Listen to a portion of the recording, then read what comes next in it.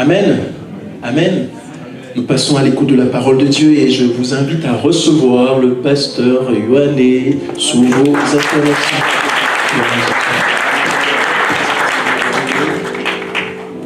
Alléluia. Amen. Voilà, je vous salue encore ce matin dans le nom de Jésus. Je suis tout content d'être ici ce matin. Je remercie le Seigneur, je bénis le Seigneur pour cette grâce qu'il me fait de partager la communion fraternelle avec cette assemblée. Et je bénis l'homme de Dieu, je lui dis merci. Pasteur Yeo, que Dieu le bénisse pour sa grande vision.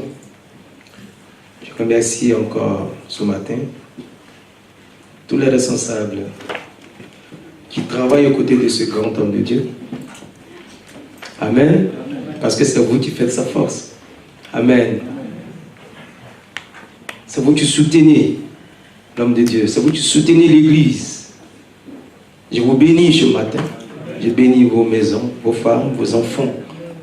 Et je prie que le Seigneur renouvelle vos forces. Amen. Je remercie aussi tout le comité qui, dans une collaboration, dans un esprit fraternel, chacun apporte sa contribution. Amen. Pour que l'Église puisse aller de l'avant. Je vous dis un grand merci ce matin de m'avoir adopté aussi comme votre serviteur, comme votre enfant, comme votre fils, comme votre frère. Alléluia. Mais surtout, j'ai besoin de vos prières. Amen. Pour qu'il y ait une harmonie. Pour que nous ayons dans la même direction. Pour que nous puissions suivre le chemin que l'homme de Dieu nous a montré. Alléluia. Que Dieu soit béni ce matin. Et comme vous le savez, le pasteur nous a parlé de ce qu'il a reçu de Dieu pour l'assemblée des CRJ. Maintenant, lève-toi. Pendant un bon moment, nous allons déchiffrer cette pensée. Dieu ne parle pas en vain. Quand Dieu parle, c'est pour atteindre un but. Quand le Seigneur dit maintenant lève-toi, c'est pour que les chaises vides soient occupées. C'est pour que nous passions de un culte à deux cultes. Qui croit en cela? On peut acclamer le Seigneur déjà pour la vision. Alléluia. Les choses, il faut les concevoir. Avant que maman n'accouche, il faut concevoir d'abord. On sent que l'enfant est là. On sent, jusqu'à ce qu'on sent sa présence, jusqu'à ce qu'il naisse. Il faut concevoir ça dans ton esprit. Amen. Il y avait des grands dormeurs dans la maison de Jacob. Il ne rêvait jamais. Le petit Joseph, il ne faisait que rêver. Alléluia. Oui. Il ne faisait, on l'appelait même le rêveur. Il ne faisait que rêver. Son papa lui a dit encore. Tu as rêvé encore ce matin? Oui, j'ai rêvé encore, papa. Alléluia. Et ses rêves se sont réalisés. Que vos rêves se réalisent au nom de Jésus. Il faut rêver. Amen. Il faut désirer. Il faut aspirer. Il faut soupirer. Donc, nous allons dans cette direction.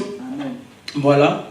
Maintenant, lève-toi pour que nous passons de un culte à deux cultes.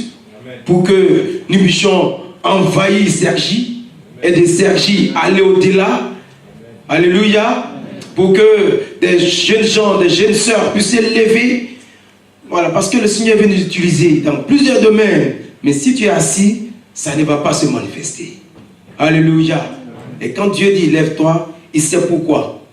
Quand Dieu dit lève-toi, c'est que c'est le moment. Quand Dieu dit lève-toi, ne pense pas que c'est un slogan au niveau de l'église. Non, c'est comme ça que Dieu parle. Tantôt d'une manière, tantôt d'une autre. C'est à toi il parle. C'est à toi il parle comme ça. Non, l'homme de Dieu a dit non, c'est pas l'homme de Dieu. C'est Dieu qui te parle. Amen. Maintenant, lève-toi. Certainement, tu es resté dans un blocage depuis combien de temps? Dans une situation, tu ne fais que tourner autour de la montagne. Et généralement, la solution est là. Je t'assure que la solution est toujours là. Plus proche de toi même que tu puisses imaginer. Amen. Souvent, même c'est dans ta maison et tu vas demander ailleurs. Alléluia. le prophète a ramené la veuve dans sa maison, il dit, va, c'est là-bas. La solution n'est pas loin, c'est toujours à côté de toi, mais c'est toi qui ne vois pas. Et quand Dieu dit, lève-toi, certainement il veut attirer ton regard sur quelque chose, sur un lieu, une personne que tu dois approcher, un acte que tu dois poser, quelque chose que tu dois faire. Mais dis-toi, pourquoi me lever? Que chacun de nous se pose cette question, pourquoi je dois me lever? Pourquoi on dit maintenant lève-toi? Ils n'ont pas dit levons-nous. Ça dit même levons-nous après, mais dans un premier temps, c'est maintenant lève-toi. Tant que tu ne vas pas te poser la question, pourquoi l'homme de Dieu a dit maintenant lève-toi, la question, ça sera pour les autres, alors que c'est de toi il s'agit. Mais quand tu vas te mettre en cause, chercher à comprendre, est-ce que Dieu n'est pas en train de me parler? Est-ce que ce n'est pas à moi Dieu parle dans cette assemblée-là? Tu vas commencer à voir ça d'une autre manière. Alléluia. Et la chose va se révéler. Que le nom de Dieu soit béni ce matin. Je vous encourage, Église du Seigneur. Si le Seigneur dit c'est le moment, c'est que c'est le moment. Si le Seigneur dit c'est maintenant, c'est que c'est maintenant. Alléluia. Parce que le bon moment, c'est Dieu qui connaît. Quand Dieu dit c'est l'instant T, il faut frapper, alors n'hésite même pas.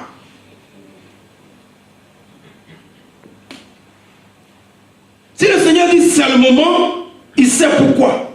Si le Seigneur dit maintenant, il n'a pas dit lève-toi, il dit maintenant lève-toi. Le maintenant, c'est pour combien de temps? Et ceux qui vont comprendre et qui vont rentrer dans cette vision, qui vont dire Seigneur, sur la base de ta parole, c'est toi qui as parlé à travers tes serviteurs, tu as dit maintenant lève-toi, je me lève. C'est ceux-là qui vont voir la gloire de Dieu.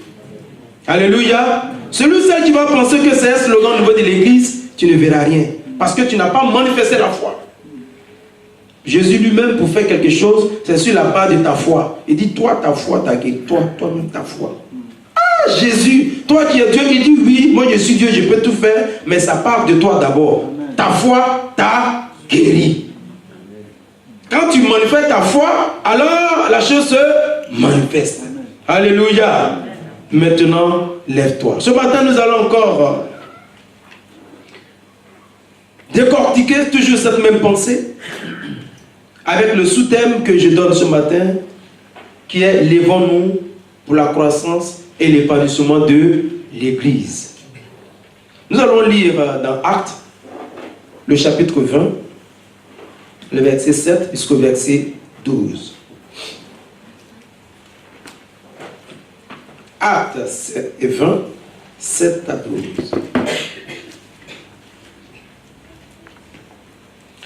Et je vais vous déranger un peu encore. On va tous se tenir debout. Et un de nos papas va prendre le micro et il va lire le texte. On va tous se tenir debout. Même si c'est projeté, tu vas lire ou projeter ou dans ta Bible. Et un de nos papas, donne un micro à un de nos papas, il va lire Actes 7, Acte 20 plutôt, chapitre 20, le verset 7 jusqu'au verset 12. Et nous suivons attentivement la lecture. Acte 20.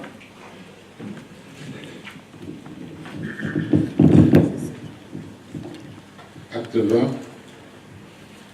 Le verset 7 à 12. Je lis. Le premier jour de la semaine,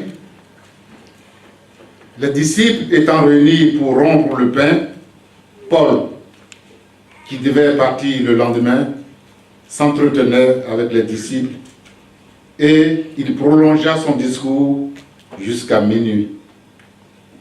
Il y avait beaucoup de lampes dans la chambre haute où nous étions assemblés. Or, un jeune homme nommé Eutychus, qui était assis sur la fenêtre, s'endormit profondément pendant le long discours de Paul. Entraîné par le sommeil, il tomba du 3e étage en bas et il fut relevé mort. Mais Paul, étant descendu, se pencha sur lui et le prit dans ses bras en disant: ne vous troublez pas, car son âme est en lui. Quand il fut remonté, il rompit le pain et mangea. Et il parla longtemps encore jusqu'au jour. Après quoi, il partit. Verset 12. Le jeune homme fut ramené vivant. Et ce fut le sujet d'une grande consolation. Amen. Amen. Dans cette position, je vais prier pour la parole. Seigneur notre Dieu, gloire et honneur te soient rendus ce matin pour l'opportunité que tu nous donnes d'écouter ta parole. Ta parole contient la vie. Elle est la vie et elle donne la vie. Ce matin, tu nous as amenés, Seigneur, dans ce lieu, dans ta présence, pour t'adorer. Nous sommes ton choix. Nous sommes tes enfants. Nous sommes ton peuple. Nous qui étions égarés et dispersés, tu nous as rapprochés et rattachés à toi. Que ton nom soit béni pour toutes les louanges et l'adoration que tu as agréées ce matin. Maintenant que, Seigneur, nous sommes à l'écoute de ta parole, je te prie, grand Dieu, de disposer nos cœurs à recevoir cette parole, à recevoir cette sémence. Que ta parole fasse du bien ce matin. Que le cœur attristé soit fortifié par ta parole ce matin. Que la maladie ce matin soit ôtée à travers ta parole ce matin. Que l'âme abattue soit renouvelée au travers de ta parole ce matin. Qui suis-je, Seigneur, pour parler de ta part? Je ne suis rien, notre Dieu. Saint-Esprit, je te laisse toute la place. Parle à ton peuple ce matin. Utilise-moi simplement comme un canal, comme un instrument au travers duquel toi, tu déverses ta bénédiction sur ton peuple, Seigneur. Que toute présence étrangère dans ce lieu, tout ce qui ne glorifie pas son nom, ton nom soit condamné, Seigneur. Toute influence, toute sorte de l'ennemi soit anéanti au nom de Jésus. Saint-Esprit de Dieu, parle, car nous t'écoutons au nom de Jésus. Amen. Amen. Veuillez vous asseoir. Merci, Papa, pour la lecture. Et comme je le disais ce matin, le thème de notre message, le sous-thème, c'est lèvons-nous pour la croissance et l'épanouissement de l'Église. Lèvons-nous pour la croissance et l'épanouissement de l'Église. Si nous nous levons, le Saint-Esprit va se manifester. Il y aura des miracles, il y aura des prodiges. Nous allons nous épanouir et Dieu sera glorifié. Alléluia. C'est comme tu nettoies là où toi tu es assis. Toi-même tu vas bien te sentir. Alléluia. Et tu vas bien te sentir. Tu vas voir des choses que tu n'as jamais imaginées. Parce que Dieu est fini. Ce qu'il fait est infini. Si nous nous levons et que l'Esprit de Dieu commence à agir au milieu de nous, le Seigneur va envoyer des temps, il va envoyer des âmes, il va envoyer des personnes, il va faire des choses extraordinaires. Alléluia. Toi-même, tu vas te sentir récompensé. Tu vas te sentir soulagé. Tu seras épanoui. Et toute la gloire reviendra à Dieu. Alléluia. Au lieu de restreindre, ça va s'élargir. Le Seigneur va étendre. Et la bénédiction sera pour tout le peuple ce matin. Que Dieu vous bénisse. Alors, nous allons ce matin, au travers de notre texte de base, nous allons aborder 4 points à travers ce texte et une conclusion. Le premier point que nous allons voir,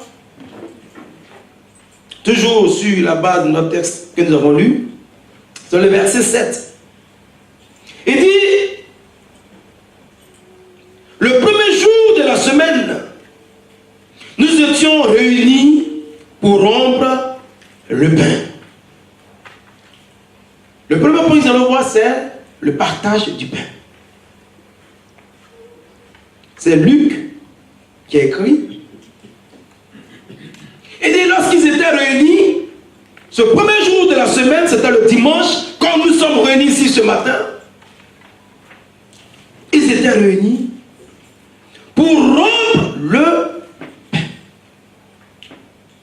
L'église du Seigneur était rassemblée.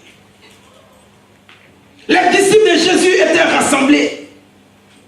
Les chrétiens de l'église de Troas étaient rassemblés.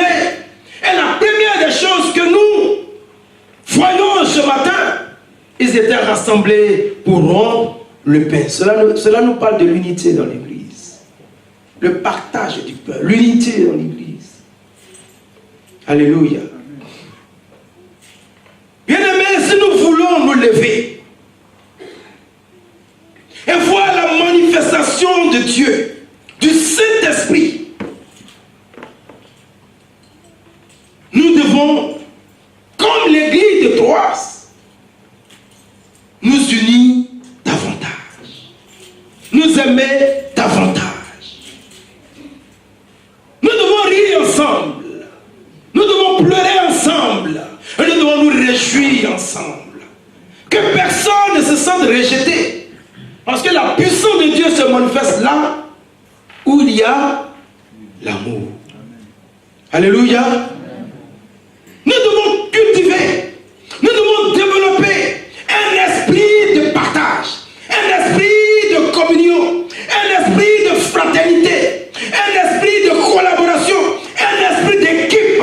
On doit être ensemble, on doit rester ensemble, on doit vivre ensemble. Comme le papa l'a dit tout à l'heure, on doit s'appeler, on doit se fréquenter, on doit se frotter, on doit rester ensemble. C'est ensemble, dans l'union, dans la collaboration. Alléluia. Que la chaleur va commencer à venir. La chaleur spirituelle, l'Esprit de Dieu va commencer à venir. Dieu aime l'unité. Dieu aime l'union. Dieu aime le partage. Dieu aime ça. Quand ses enfants s'aiment, voilà pourquoi il dit,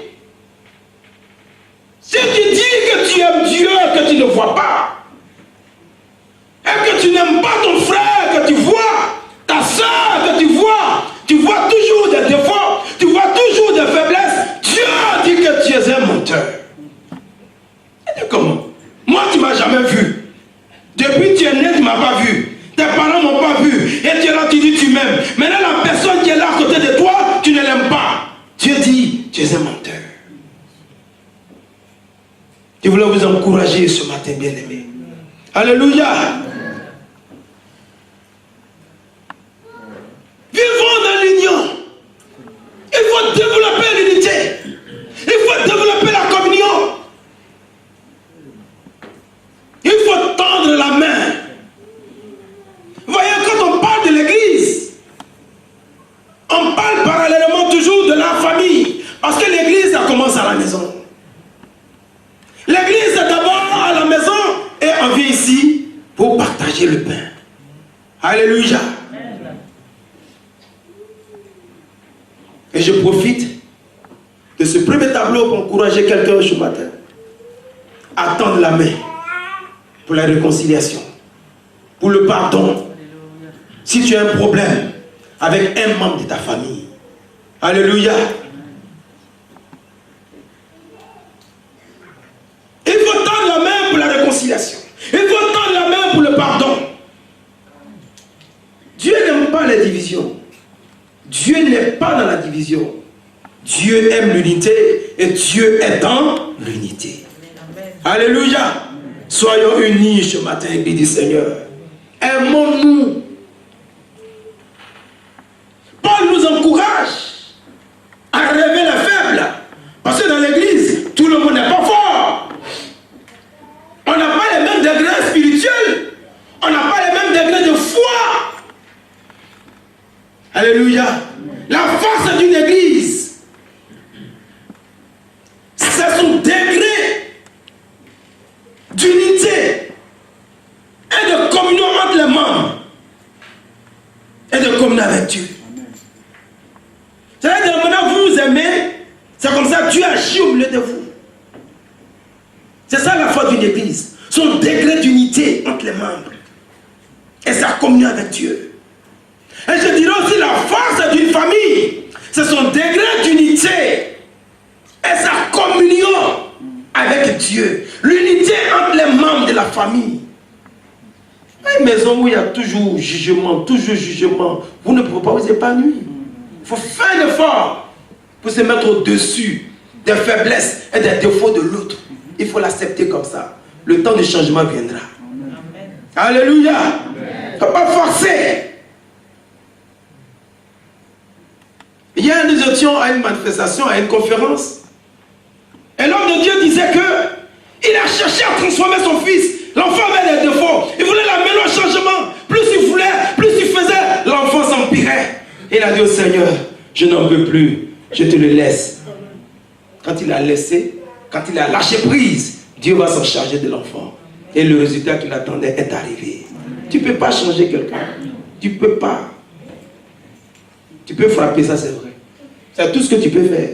Tu peux gronder, crier, insulter, ça c'est vrai. Mais tu ne peux pas changer la personne. Mais je t'assure que ta prière peut changer la personne. Amen. Alléluia. Souvent les mamans veulent nous transformer. Maman, vous ne pouvez pas nous transformer. Garçon, les dieux comme ça. Mais toi, je tu verras. Alléluia. C'est lui qui sera en bas de toi. C'est lui qui va te dire, maman, qu'est-ce qu'on décide dans la maison. Amen. Il faut prier ton Dieu. Il ne faut pas dire maintenant, si tu dis un, je vais dire non, ça, c'est la mauvaise procédure. Avec les hommes, maman, allez dans la prière. C'est le secret que Dieu vous a donné.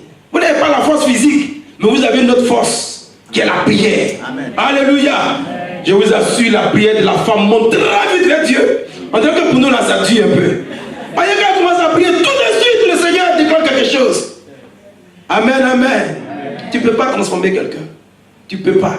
Voilà pourquoi ça a perdu. Parce que tu es là, tu veux que la personne change. Mais toi, tu ne peux pas. Je t'ai dit ça ce matin. Oui, voilà ce qu'il a fait, voilà ça, c'est vrai. Mais tu ne peux pas le changer. Si tu vas dans la prière, il va changer. Il aura l'harmonie à la maison. Il aura l'entente à la maison. Amen, amen. Est-ce qu'on peut acclamer le Seigneur pour ses réunions? Que le nom de Dieu soit béni. La communion dans l'église. Le partage dans l'église. Le deuxième point que nous allons voir, c'est toujours le verset 7. Je reprends au verset 7. Il dit, le premier jour de la semaine, ils étaient réunis pour rompre le pain. Paul, qui devait partir le lendemain, s'entretenait avec les disciples et il prolongea son discours jusqu'à minuit. Donc, c'est le long discours de Paul. Le deuxième point, le long discours de Paul. Il dit, Paul s'entretenait avec les disciples et Paul va prolonger son discours jusqu'à minuit. Maintenant, je ne sais pas à quelle heure le culte a commencé. Je ne sais pas à quelle heure la rencontre a commencé. Mais je vous assure, Paul a prêché jusqu'à minuit. Ils ont fait une pause et il a prêché jusqu'au petit matin. Jusqu'à minuit. Même s'ils ont commencé à 18h. Bon, alors devant un peu. Ils ont commencé à 19h. 19h, 20h, 20h, 21h. Plus de 4h, 5h. Jusqu'à minuit. Pause. Et il a continué jusqu'au petit matin.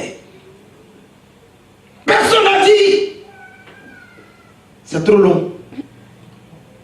Je m'en vais. Quand même. Parce que c'est ce que nous on aime, c'est notre fameux mot quand même. Personne n'a dit ça. Ils étaient là. Paul va parler. Paul va parler. Il va parler, il va parler, il va parler. Il va prolonger son discours jusqu'à minuit. Et encore, il va parler jusqu'au petit matin. Cela nous parle de l'importance de la parole de Dieu dans l'église. Ils étaient là, accrochés à la parole, attentifs. Ils écoutaient, ils aimaient, ils étaient là. Parle. Ceux qui prenaient note, ils écrivaient seulement. Alléluia. Ce qu'on appelle Homme de Dieu parle. Bien-aimés, si nous voulons arriver, si nous voulons nous lever et voir la puissance de Dieu, la manifestation de la puissance de Dieu, nous devons donner de l'importance à la parole de Dieu. C'est la parole de Dieu qui crée la foi en toi. Et c'est elle qui te fait grandir. Et ça manque à toi, voilà pourquoi tu ne grandis pas. Si tu veux grandir, si tu veux avoir la foi, il faut manger la parole de Dieu. Il faut t'attacher à la parole de Dieu. Il faut la connaître. Il faut l'aimer. Il faut la méditer. Il faut dévorer la parole. Il faut chercher comme un secret dans la parole. Tout est dedans. Une fois que la parole est en toi, quelque chose commence à agir. Le Saint-Esprit commence à agir. Sans la parole, le Saint-Esprit n'agit pas. C'est pas possible. Le Saint-Esprit agit là où la parole puissante, autorité est donnée. Aujourd'hui, les chrétiens sont en train de presque rejeter la parole. Comment tu peux, un chrétien qui n'a pas de Bible, il dit non, c'est dans mon portable. Non, ça c'est pas possible. Même si c'est dans ton portable, la Bible, ça, tu dois avoir ça. Alléluia. Tu dois avoir une bonne version de Bible. Et si possible, toutes les versions de Bible. Ta chaussure, là, ça coûte combien? Ta chaussure coûte plus cher même que ta Bible. Alors que ta chaussure ne donne pas la vie. Ce qui donne la vie, c'est ça nous méprisons. C'est ça on néglige. Paul a parlé. Il a parlé pour instruire, pour enseigner, pour inculquer les enfants de Dieu, pour ouvrir leurs yeux, pour leur montrer qui est Jésus, pour leur montrer le bon chemin, pour leur montrer le vrai chemin, pour leur donner l'importance du salut, pour leur faire comprendre pourquoi il faut aimer Jésus, pourquoi il faut suivre Dieu, pourquoi il ne faut pas aller à l'enfer. Les gens n'ont pas peur de l'enfer. Quand tu n'as pas peur de Dieu, tu n'as pas peur de la mort. Parce qu'ils n'ont pas la parole. Quelqu'un, quand on lui dit tu vas aller à l'enfer, il dit je m'en fous. Oui, ça ne fait rien. Un homme qui a tous ses sens peut raisonner comme ça. Quand tu n'as pas la parole, c'est comme ça.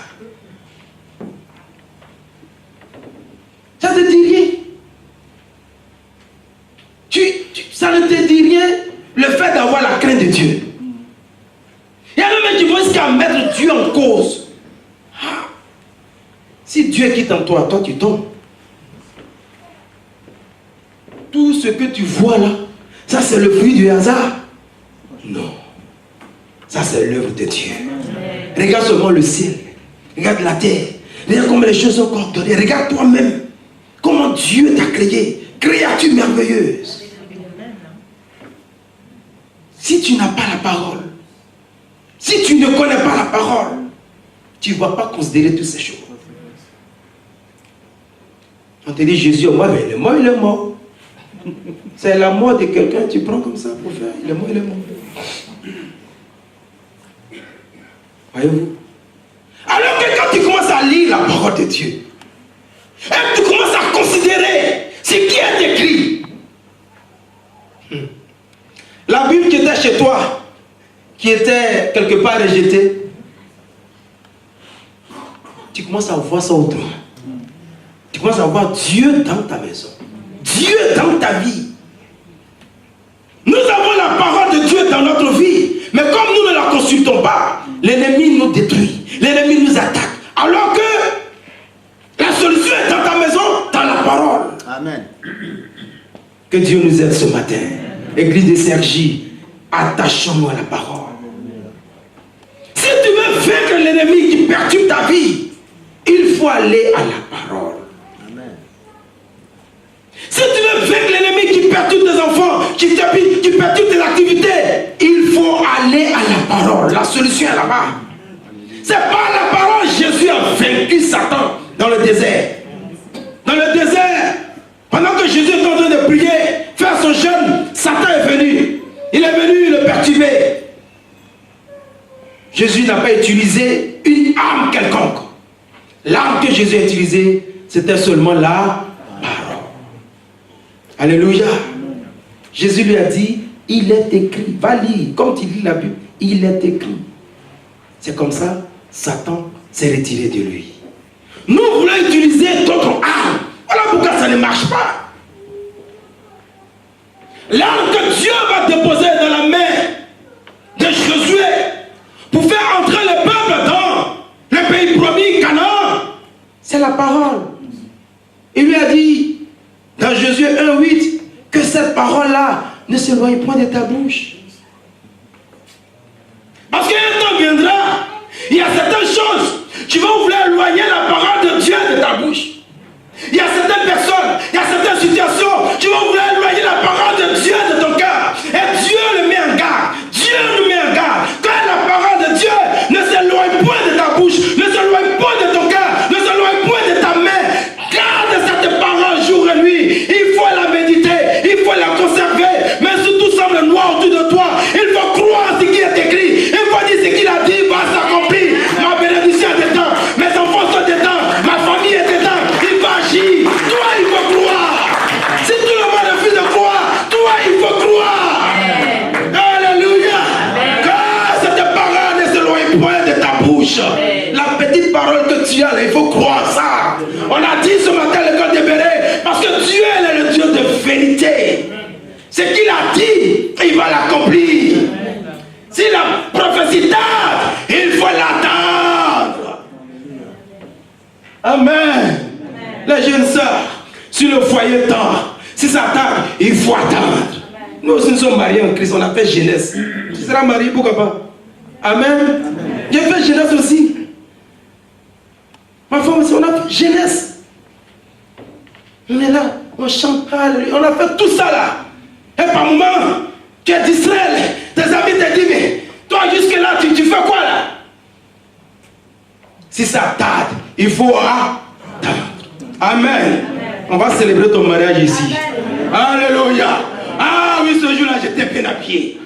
Quand j'ai vu ma femme, mon cœur s'est coupé, il se en Christ. Mais tu es aussi belle que ça, je ne savais pas.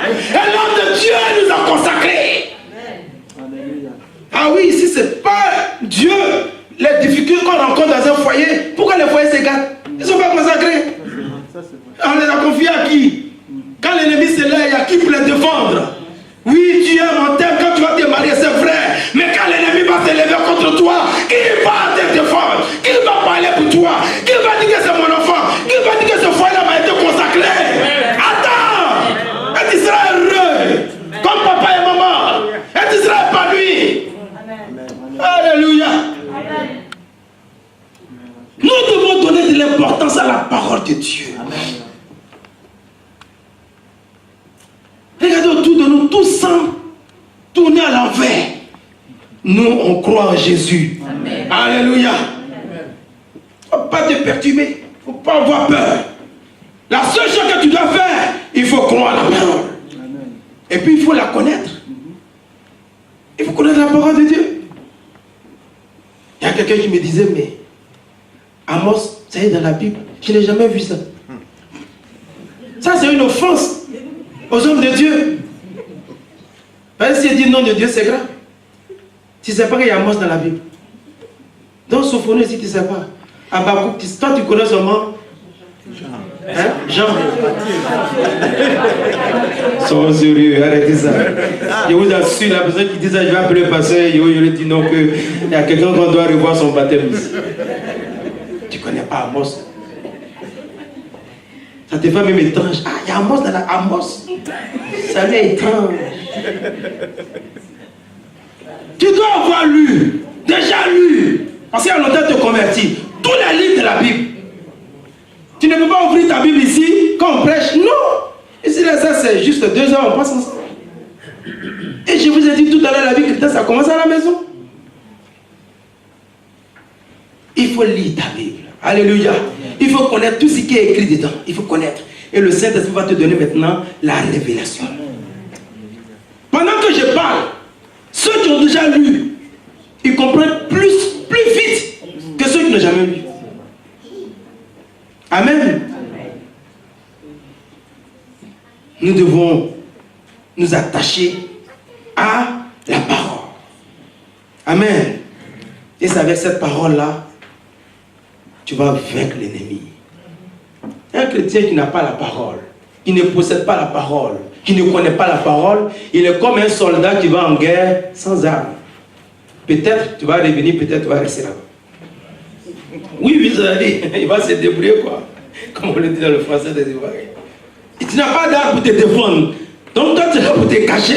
Tu ne peux pas te défendre. Voilà. Alors que si tu as une arme, tu vas combattre. Amen. Alléluia. Que le nom de Dieu soit béni.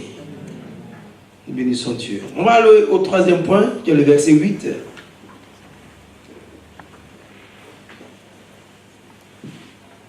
Il dit au verset 8, il y avait beaucoup de lampes dans la chambre haute où nous étions assemblés.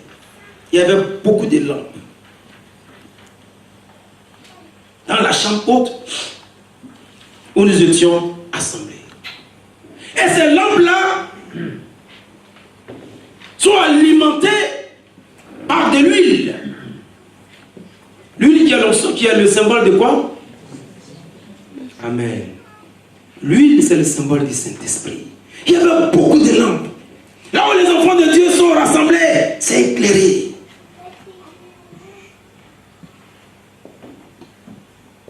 Ces lampes-là étaient alimentées par l'huile. L'huile qui est le symbole du Saint-Esprit. Donc le troisième point, c'est les lampes allumées. Les lampes allumées dans la chambre. Alléluia. Je dirais simplement que si nous voulons connaître l'épanouissement, si nous voulons nous lever et voir la puissance de Dieu agir dans notre vie et dans l'église, nous devons plus que jamais rechercher le Saint-Esprit. Alléluia. Après la parole, maintenant l'Esprit de Dieu. Nous devons rechercher le Saint-Esprit. Nous laisser conduire par le Saint-Esprit. Nous laisser diriger par le Saint-Esprit. Bien aimé, dans ce temps de confusion, où on ne sait plus qui dit la vérité, on n'arrive plus à distinguer le mensonge de la vérité. Chacun se proclame frère. Chacun se proclame bon. Chacun se proclame de Dieu. Il y en a même qui disent sont Dieu eux-mêmes. C'est-à-dire, si tu écoutes tout ça, ça crée une confusion dans ton esprit.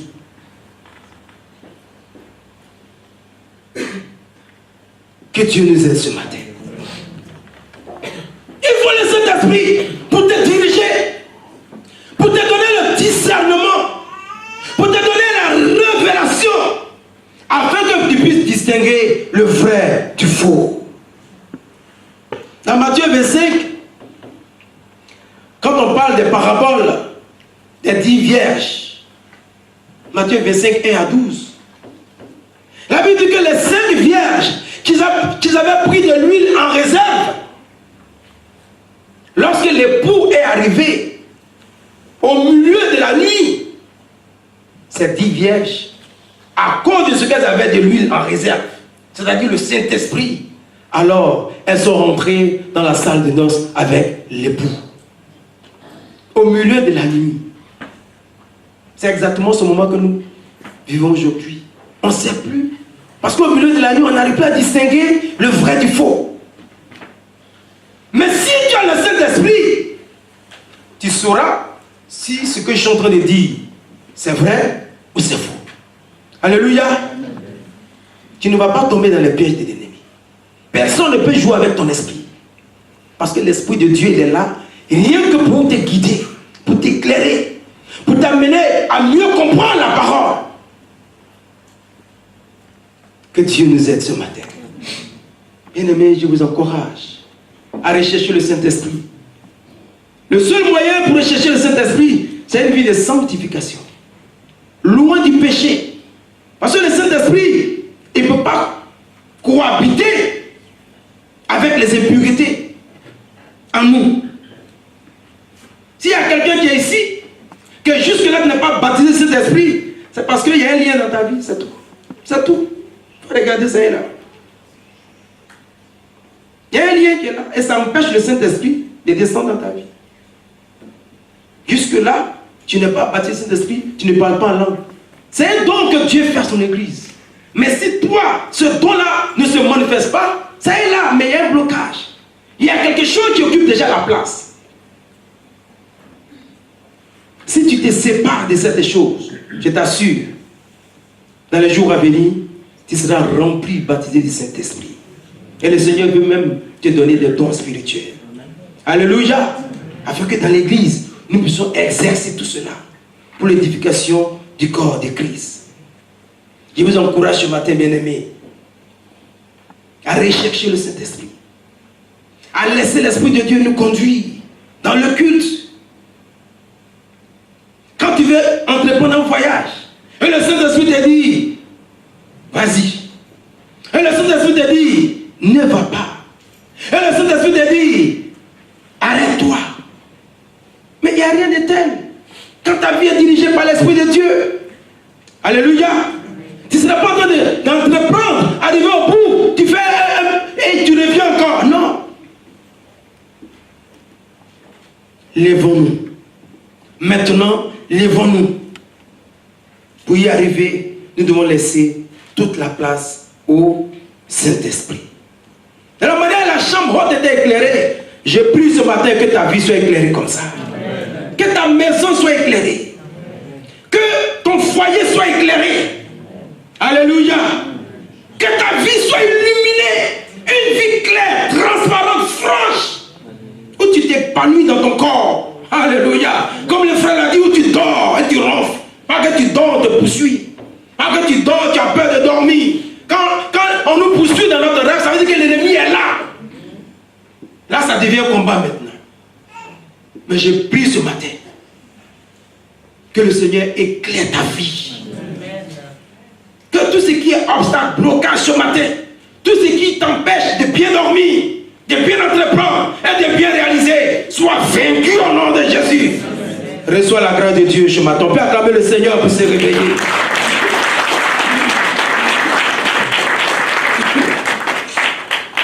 Oui, l'Esprit de Dieu, il est très important. Il est très important dans notre marche avec Dieu. Alléluia. Et le dernier point que nous allons voir avant de passer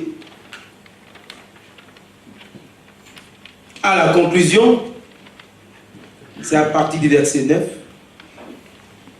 Il dit, or un jeune homme nommé Eutychus, qui était assis sur la fenêtre endormi profondément pendant le long discours de Paul. Entraîné par le sommeil, il tomba du 3e étage en bas. Et quand on voulut le relever, il était mort. Pendant que Paul est en train de parler, dans cette atmosphère de communion fraternelle, on rompait le pain.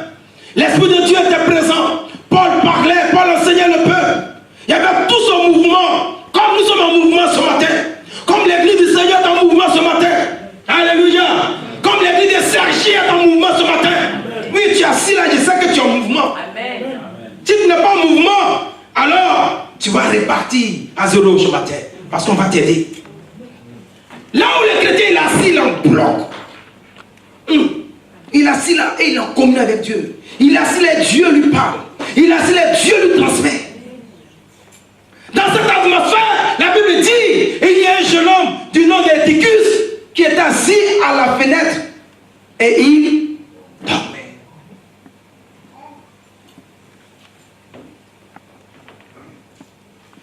Les Eutychus, c'est ceux qui sont assis à la fenêtre. C'est-à-dire que tu es ici. Parce qu'à la fenêtre, tu vois les deux mondes. C'est ça, non? Je te ramène maintenant, toi qui jusque-là, tu étais resté de l'autre côté. Et tu vas revenir, ça c'est sûr. Amen. Tu seras à nous maintenant. C'est-à-dire, toi tu es là et puis ton esprit là, c'est ailleurs.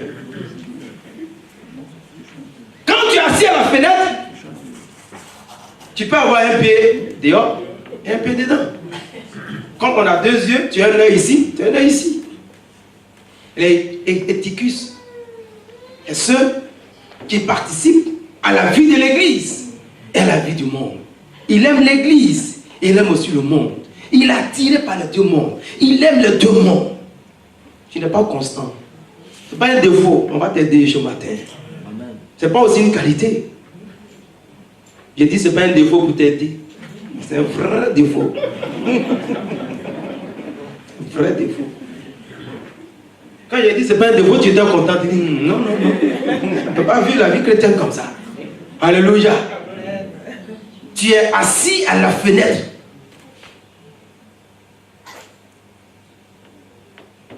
Et qu'est-ce qu'il a tué?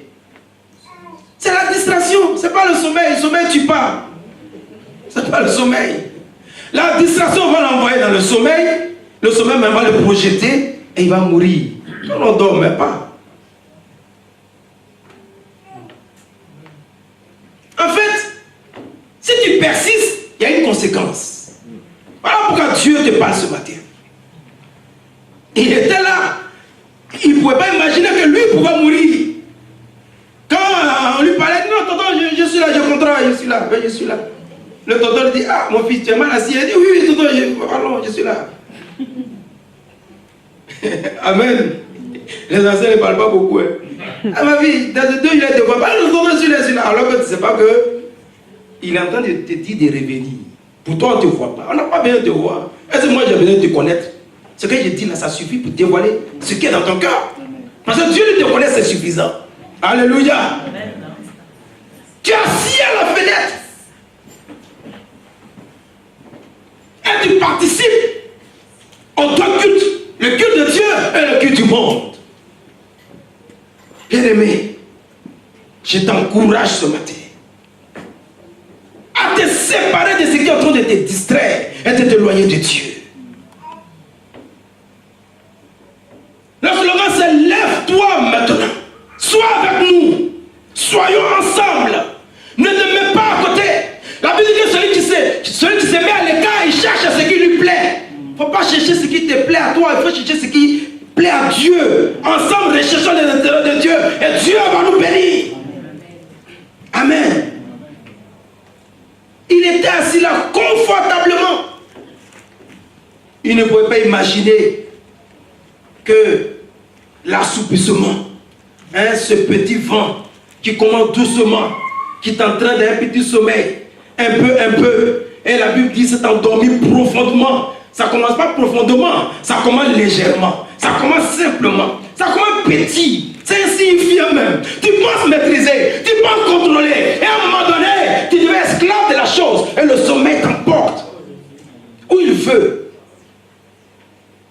Du 3e étage, il va se retrouver au bas de l'étage.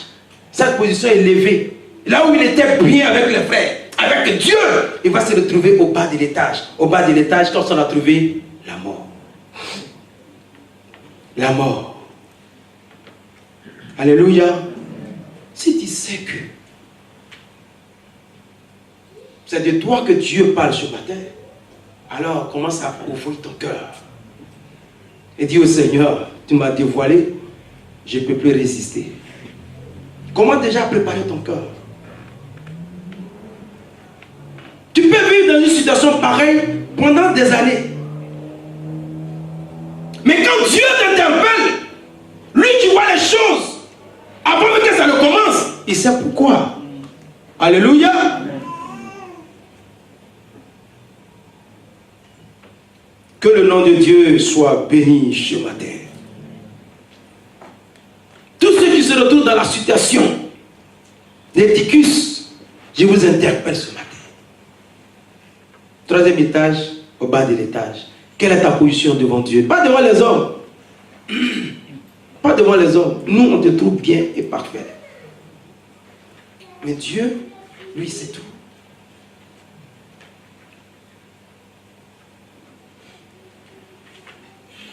Dans la parabole du roi qui a invité ses amis et qui ne sont pas venus. Et la Bible dit qu'ils sont allés chercher les gens au bord de la route. Ils sont venus et la fête a commencé. Et lorsque le roi est arrivé, il y a un qui était assis là. Il n'avait pas la robe, le vêtement. Et il lui a demandé comment tu t'es arrangé. C'est-à-dire un jour Dieu va te dévoiler. Tu as faufilé et puis tu es arrivé ici. Comment tu t'arrives pour arriver là? Pas tes relations, mais là où on arrive, il n'y a plus de relations. Si tu te reconnais, bien-aimé, dans la peau d'Eutychus, dans la vie d'Eutychus, prends une décision ce matin. Alléluia. Dieu sait pourquoi il parle comme ça. Dieu seul sait pourquoi je suis en train de parler de cette manière. On pouvait aller chou. Il y a un message pour ça. Mais quand le Seigneur va lentement, c'est qu'il est en train de chercher à attirer le regard de quelqu'un. Comme je l'ai dit, ce jeune homme, peut-être qu'on lui a fait des clins d'œil. On lui a dit non, mais il a rassuré tout le monde. Il pensait qu'il allait maîtriser la situation. Mais la Bible dit, Eutychus, quand il est tombé, il est mort. Il est mort. La distraction l'a emporté. Le sommeil l'a emporté. On va l'enchaîner avec la conclusion, versets 10 à 12. Il dit, le jeune homme, Eutychus bien sûr, fut ramené. Non, 10 d'abord. Il dit, mais Paul, étant descendu, se pencha sur lui et le prit dans ses bras. Quand il est tombé, tout le monde est descendu là-bas. Paul va le prendre dans ses bras. En disant, ne vous troublez pas, car son âme est en lui. Il fut remonté, il rompit le pain et mangea. Il parla longtemps, encore jusqu'au jour. Il a continué à prêcher encore. Après quoi, il partit. Le jeune homme fut ramené vivant. Ce fut le sujet d'une grande consolation. La Bible nous dit, littéralement, scientifiquement parlant, quand il est tombé, il est mort. Amen. Mais lorsque l'homme de Dieu est descendu, il l'a pris dans ses bras. Paul va parler par la foi. Paul va déclarer sur la vie d'Eutychus par la foi qu'Eutychus n'est pas mort, que son âme est encore en lui. On dit il est mort, Paul dit il n'est pas mort. Les hommes disent qu'il est mort. La science dit qu'il est mort, Paul dit il n'est pas mort. Et moi je dis à quelqu'un ce matin que tu vivras. C'est pas fini. On dit que Paul il est mort, Paul dit ce n'est pas fini. Dieu commence avec quelqu'un ce matin. Dieu commence avec toi ce matin. Les hommes ont déclaré certainement ta mort, comme le frère l'a témoigné. Mais le sceau de ta vie, c'est Dieu qui tient cela. Il y a des gens qui parlent et disent, non, toi tu peux faire quoi?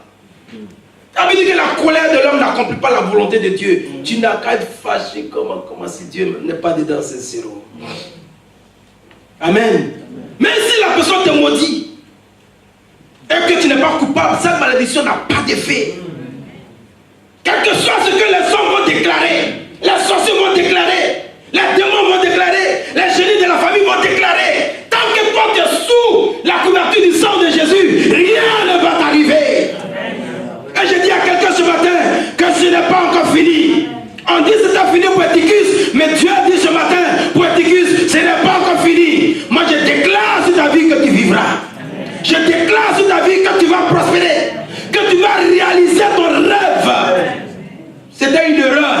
Il est tombé, mais Dieu qui est amour le reprend, le relève. Et le Seigneur le fait avec chacun de nous ce matin. Que le Seigneur te relève ce matin. Alléluia. Ce n'est pas encore fini. Tu ne vois plus l'horizon, mais Dieu te dit, ce n'est pas encore fini. Quand tu fais le calcul, ça te montre 0,0, Dieu te dit non, ce n'est pas ça. Le calcul de Dieu, le calcul des hommes, ce n'est pas la même chose. La proclamation des hommes et puis celle de Dieu, ce n'est pas la même chose. La décision des hommes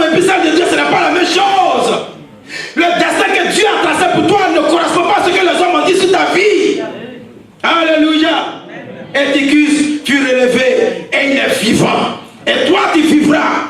Tu vivras et tu raconteras les œuvres de l'Éternel. David dit, je ne mourrai point. David dit, je ne mourrai point. Oui, il faut dire ce matin, je ne mourrai point.